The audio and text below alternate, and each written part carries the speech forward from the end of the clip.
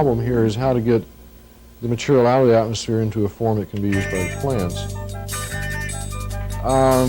Some of the decay processes return nitrogen directly back into the atmosphere, so that it essentially loses nitrogen out of the pool in the biota, and we still haven't gotten anywhere towards solving the problem. This could be a start, and this would occur in the afternoon thunder showers we have frequently around here.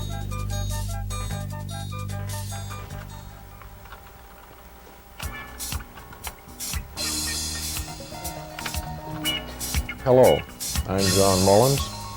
I teach ecology here at Florida Community College in Jacksonville. It's an introductory course. The students are traditionally sophomores, and they have had some coursework before I see them. Of course, in science, we have relied on a variety of techniques for collecting data, probably one of the oldest being direct visual observation, and use of instruments like the microscope here.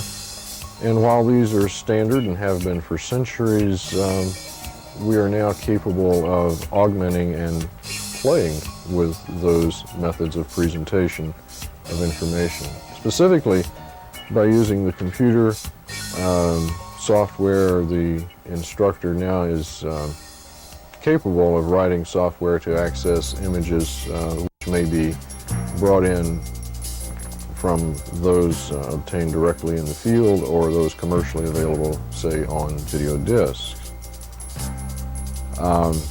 Images can be seen in real time by the students, can be digitized, stored, accessed, manipulated by the software.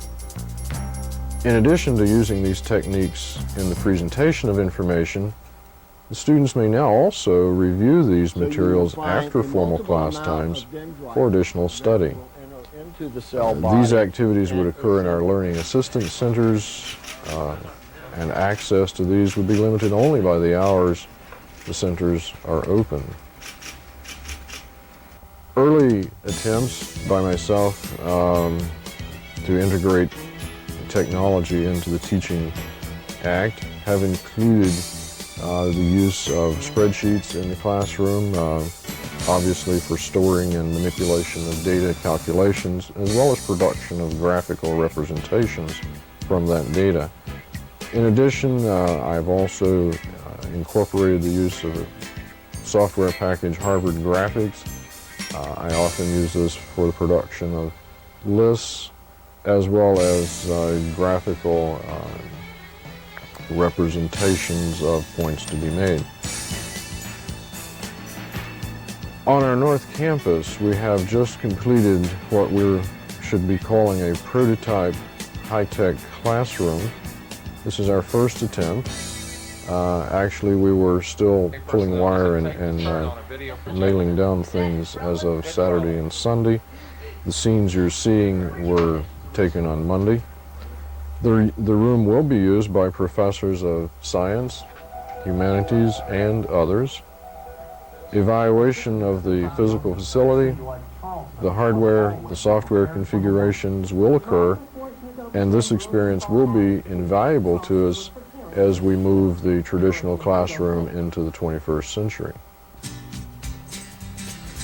In viewing the console, you can see some of the equipment that's available. Of course, the computer, the video disc player, VCR, CD-ROM, online TV access, and in addition to these, we will also have available more traditional formats, slides, films, etc. This then becomes a multimedia presentation platform, and we have developed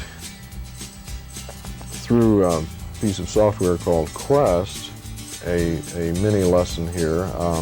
Map is obvious. The information box contains text which scrolls in. The buttons at the bottom will allow us then to access stills and or motion from video disc. Here we're looking at a map and some information relating to the desert ecosystem, and again the buttons allow us to access stills and or motion from video discs.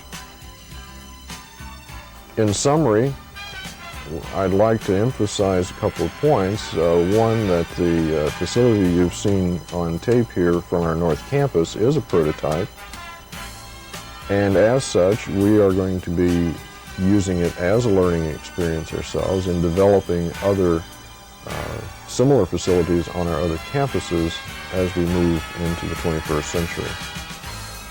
The scenes you have just seen earlier from the electronic classroom were shot about a year ago. Since then, the room has been used practically continuously. We've evaluated the use of the equipment and the software, and we're in the process of planning and implementing other scenes in other centers. Where is this going? Well, I think we're going to see a larger number of computer-assisted, computer-managed instruction projects. For instance, right now, a couple of us are working on the notion of using the computer lab facilities for quizzes and testing. I think we're also going to see more projects involving distant learning back there. Along with that, some change in thinking is required.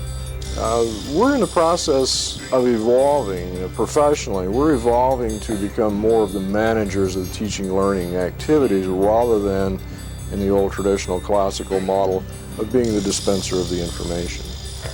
Once we've accepted this change, this evolution, then the notions of mastery learning and self-paced instruction become a realistic, a real goal, something we can attain now that the technology is here. You all think about this, and let's do keep in touch. Thanks.